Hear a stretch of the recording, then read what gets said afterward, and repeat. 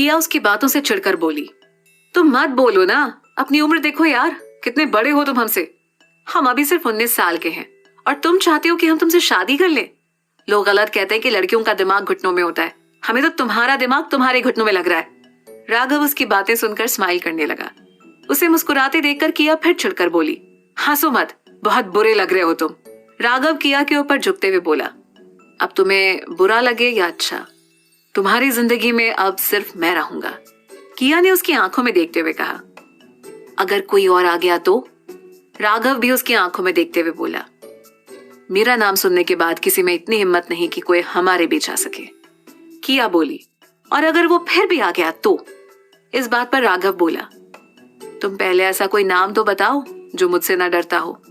किया स्माइल करते हुए बोली, हम है ना किया मल्होत्रा, हम नहीं डरते तुमसे। राघव भी तिरछा मुस्कुराते हुए बोला, तुम्हारी बात नहीं कर रहा हूं मैं, उसका नाम बताओ जो हमारे बीच आने की हिम्मत करेगा। किया ने अपने कंधे उचकाकर कहा, अभी तो हमें ऐसा कोई नाम नहीं पता, पर कोई तो जरूर होगा जिसे तुमसे डर नहीं लगता होगा। ये तो वक्त ही बताएगा। अब डेट पर चले? राघव ने उसे पूछा। किया बोली, ठीक है चलते हैं, पर आधे घंटे के लिए, थोड़ी देर बाद हमारी क्लास है। राघव ने ओके कहा और किया को लेकर चला गया। उधर मुंबई में सांझ को फोन चलाते देखकर झील ने ऋचा को आंख मारी और उसके सामने सोफे पर बैठ गई। फिर झील ने सांझ को एक नजर देखकर ऋचा से कहा, कोई आ जाएगा, आ जाने दो। ऋचा ने उसका साथ देते हुए कहा। झील फिर से बोली, कोई देख लेगा। ऋचा फिर उसका साथ देते हुए बोली, तो देख लेने दो। झील बोली, तुम्हारे घर में बहुत सारे लोग हैं। दोनों की कन्वर्सेशन ने सांझ का ध्यान अपनी ओर खींच लिया और वो दोनों को हैरानी से आंखें बड़ी किए देखने लगी, तो वहीं वो दोनों से स्माइल करते हुए देख रही थी। तभी सांझ ने आंखें बड़ी करके शॉकिंग रिएक्शन के साथ पूछा, क्या तुम दोनों वहां थी? दोनों ने एक साथ कहा, हाँ शायद। सांझ हैरानी से बोली, पर कैसे? मैंने तो डोर अंदर से लॉक किया था। उसकी बात पर झील ने तपाक से कहा, पर विंडो तो खुली छोड़ दी थी ना। ये बोल दोनों जोर जोर से हंसने लगी। उन्हें हंसते देखकर सांझ ने मुंह बनाकर कहा, तुम दोनों ने सब देख लिया। इस बात पर ऋचा ने कहा, सांझ तुम कितनी वाइल्ड हो, मुझे बेचारे विवान भाई पे तरस आ रहा था। झील सांझ का रिएक्शन देखकर हंस हंसकर लोटपोट हो रही थी। तभी सांझ दोनों को खा जाने वाली नजरों से देखते हुए ऋचा से बोली, तुम अपने भाई को रोमांस करते हुए कैसे देख सकती हो? ऋचा ने जल्दी से सफाई देते हुए कहा, मैंने नहीं देखा, ये तो झील की वजह से हुआ। मैं तो वहां से चुपचाप जा रही थी, पर इस झील ने मुझे जबरदस्ती वहां रोक लिया। सांझ ने दोनों को घूरा और सोफे पर पड़े कुशन से दोनों को मारने लगी।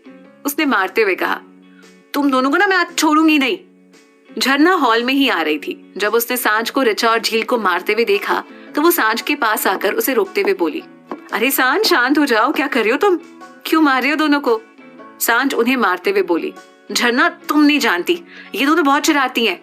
क्या तुम्हें इन दोनों के बारे में कुछ ऐसा पता है जिसकी वजह से हम इन दोनों को ब्लैकमेल कर सके?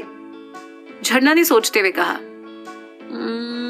नहीं, हमें दोनों के बारे में ऐसा कुछ नहीं पता। झील ने सांझ की बात का जवाब देते हुए कहा, हम तुम्हारी तरह सबूत नहीं छोड़ते, जो करते फुल सेफ्टी के साथ करते, अगल बगल देख कर। झील ने जैसी अपनी बात खत्म की तो एक कुशन उड़ता हुआ उसके सिर पर जा लगा। फिर वे सभी कुछ देर बाद झगड़ कर थक गईं और वहीं सोफे पर बैठ गईं। झरना ने उन्हें लंबी सांसें लेते हुए देखकर कहा, अब बताओ किस बात पर लड़ रहे थे तुम सब इतना? झील और ऋचा दोनों ने मिलकर झरना को सारी बात बताई। उनकी बातें सुनकर झरना भी हंसने लगी। सांझ उनकी हंसी से चिढ़कर बोली, अब तुम भी हंस रही हो? झरना हंसते हुए बोली, अच्छा ठीक है, हम नहीं हंस रहे, पर नेक्स्ट टाइम से तुम डोर के साथ ना विंडो भी बंद कर लेना। ये बोल वो फिर से हंसने लगी। सांझ ने दोनों हाथ बांध लिए और मुंह बनाकर कहा, ये सब मैंने तुम्हारे लिए किया था और तुम मुझ पर ही हंस रही हो। झरना ने उसे देखते हुए कहा, हमारे लिए? हाँ तुम्हारे लिए। तुमने कहा था ना कि तुम दोनों में से अपना हीरो पहचान ही नहीं पाती, इसीलिए मैंने विवान को बाइट किया। अब तुम अपने हीरो को आसानी से पहचान सकती हो। जिसके नेक पर बाइट होगा वो मेरा और दूसरा वाला तुम्हारा। सांझ की पूरी बात सुनकर झरना ने अपना सिर पकड़ लिया। ये देखकर सांझ ने उसे पूछा, क्या हुआ, तुम्हारे सर में दर्द हो रहा है क्या? झरना ने अपना सिर पकड़ते हुए कहा, हाँ हो रहा है तुम्हारी बातें सुनकर। तुम एक बार हमें बताती तो सही कि तुम ये करने वाली हो। ये बोलते हुए झरना रुकी और फिर थोड़ी तेज आवाज में बोली, साला हम भी अभी अभी वही करके आ रहे हैं जो तुम कर रही थी। उसकी बात पर सांझ ने चौंकते हुए कहा, क्या? तो वहीं झील और ऋचा फिर से दोनों की बातें सुनकर हंसने लगी। हंसते हुए दोनों की नजर स्टेयर्स की तरफ गई, जहां से विवान और विहान दोनों एक साथ नीचे आ रहे थे। झील और ऋचा दोनों ही उनकी नेक पर बाइट के निशान ढूंढ रही थी। झरना और सांझ की नजरें भी दोनों पर टिक गईं। उनके चेहरे से होकर उनकी नजरें वहां जाकर थम गईं, जहां उन्होंने बाइट किया था। फिर दोनों ने लाचारगी से एक दूसरे को देखा। विहान और विवान दोनों एक जैसे लग रहे थे। वे दोनों सांझ और झरना को एक नजर देखकर बाहर चले गए। झरना ने बैठते हुए उदासी के साथ कहा, कुछ तो सोचना होगा। सांझ ने उसके बगल में बैठते हुए कहा, पर क्या?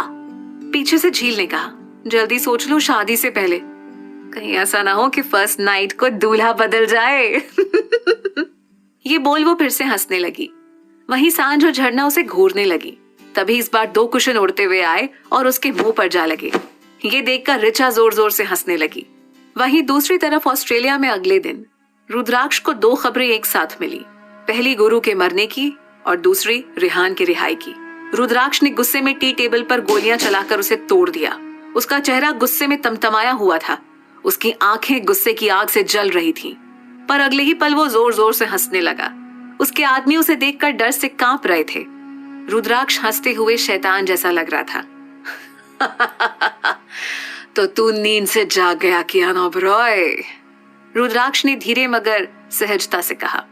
फिर अपनी बात को जारी रखते हुए उसने आगे कहा, अच्छा है, अब तुझे मैं अपने हाथों से मारूंगा। ये बोलते हुए वो एक बार फिर हंसने लगा। रुद्राक्ष रिहान के रिहाई की खबर सुनकर समझ गया था कि डेविल जाग गया है, क्योंकि उसके अलावा और कोई भी रिहान को उसकी कैद से आजाद नहीं करवा सकता था। फिर रुद्राक्ष ने राका की तरफ देखकर कहा, राका, जब शेर का शिकार करना हो तो क्या करना चाहिए? राका बोला, उसके सामने बकरी या हिरण को बांध कर रख दो, और जब वो उसका शिकार करने आएगा तो खुद ही शिकारी का शिकार बन जाएगा। रुद्राक्ष राका की बात पर मुस्कुराने लगा। उसने कहा, कैसा रहेगा अगर बकरी की जगह उसके बच्चों को ही शिकार बना दिया जाए तो? राका बोला, तब तो दोनों तरफ से उसका ही नुकसान है। अपने बच्चों के साथ साथ खुद भी शिकार बन जाएगा। इस बात पर रुद्राक्ष तिरछा मुस्कुराते हुए बोला, तो देर किस बात की राका, तैयारी करो, जाल बिछाओ और शिकार को इनवाइट करो। रुद्राक्ष ने कहा और जाने लगा। तभी एक सर्वेंट वहां आई और उसने कहा, सर, मैम खाना नहीं खा रही हैं। ये सुन रुद्राक्ष ने कहा, खाना लाओ, मैं खुद उसे अपने हाथों से खिलाऊंगा। अपनी बीवी के लिए क्या मैं इतना भी नहीं कर सकता? उसके कहने पर एक सर्वेंट ने उसे खाने की प्लेट हाथ में दी। रुद्राक्ष होंठों पर स्माइल लिए अपने बेडरूम में गया। उसका बेडरूम बहुत बड़ा था। रूम के बीच में ही किंग साइज बेड था। एक औरत जिसकी उम्र लगभग 45 या उससे थोड़ी ज्यादा रही होगी, पर वो दिखने में बहुत खूबसूरत थी। उसके खूबसूरत चेहरे और उसके शरीर पर उसकी उम्र का कोई पहरा नहीं था। रुद्राक्ष उसके पास जाते हुए बोला, शिवानी, तुम खाना क्यों नहीं खा रही? अगर तुम खाना नहीं खाओगी तो तुम्हारी हेल्थ जल्दी ठीक कैसे होगी? ये सुनकर शिवानी ने रुद्राक्ष की तरफ देखा। आप कहते हैं कि हम आपकी पत्नी हैं, फिर हमें कुछ याद क्यों नहीं है? यहां हम इतने दिनों से हैं, फिर भी हमें कुछ याद नहीं आ रहा, क्यों?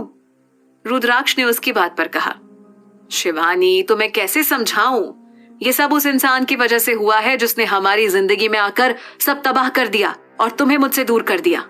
उस एक्सीडेंट में मैंने तुम्हें खो दिया, पर देखो, इतने सालों बाद तुम मुझे फिर मिल गई। हमारा प्यार सच्चा है। मेरे सच्चे प्यार ने तुम्हें सालों बाद ढूंढ लिया।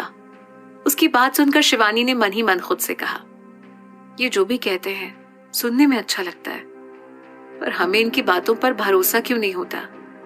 हे शिव जी, हमें बताइए कि सच क्या है। शिवानी ने मन ही मन भगवान से प्रार्थना करते हुए कहा। उसने अपनी आंखें बंद कर ली। तभी उसकी आंखों के सामने कुछ धुंधली तस्वीरें दिखने लगी। शिवानी ने झटके से अपनी आंखें खोली और तेज तेज सांसें लेने लगी। रुद्राक्ष ने उसका हाथ पकड़ उसे बेड पर बैठाया। वो उसके माथे पर छलक आए पसीनों को पोंछने के लिए उसकी तरफ अपना हाथ आगे बढ़ाने लगा, पर तभी शिवानी पीछे हट गई और अपनी साड़ी के पल्लू से पसीने को साफ करने लगी। ये देख रुद्राक्ष ने कुछ नहीं कहा और पानी का ग्लास उठाकर उसे देते हुए कहा, तुम ठीक हो? लो, पानी पी लो। शिवानी ने पानी का ग्लास पकड़ते हुए कहा, आज पहली बार हमें कुछ याद आया है। शिवानी की बातें सुनकर रुद्राक्ष की भौहें तन गईं और उसने जल्दी से पूछा, क्या याद आया तुम्हें? शिवानी बोली, कुछ दिखा हमें, रुद्राक्ष बोला, क्या दिखा तुम्हें? शिवानी अपना सिर पकड़ते हुए बोली, एक आदमी, वो हमारे बगल में बैठा था। उसने हमारा हाथ पकड़ा हुआ था, पर सब बहुत धुंधला था, हमें कुछ साफ नहीं दिखा। रुद्राक्ष ध्यान से उसकी बात सुन रहा था। उसने अपने होठों पर स्माइल लाते हुए कहा, तुम्हें याद आ रहा है, अब देखना तुम्हें बहुत जल्द सब याद आ जाएगा। वो मैं हूं शिवानी, मैंने ही तुम्हारा हाथ अपने हाथों में लिया हुआ था और तुम्हारे बगल में भी मैं ही बैठा था। उसी दिन हमारा एक्सीडेंट हुआ था और तुम मुझसे बिछड़ गई थी। तुम्हें पता है हमें अलग करने के पीछे किसका हाथ था? शिवानी ने उसे देखते हुए पूछा। किसका? कियान ओबरॉय का। वो तुम्हें पाना चाहता था और जब तुम उसे नहीं मिली तो उसने हम दोनों को मारने की साजिश की। पर देखो ना, वो चाह कर भी हमें एक दूसरे से अलग नहीं कर पाया। आज भी हम दोनों एक दूसरे के साथ हैं। ये बोलते हुए रुद्राक्ष ने आधा सूप शिवानी को पिला दिया था। फिर बाउल को टेबल पर रखते हुए रुद्राक्ष ने शिवानी से कहा, अब तुम आराम करो, तुम्हें आराम की जरूरत है।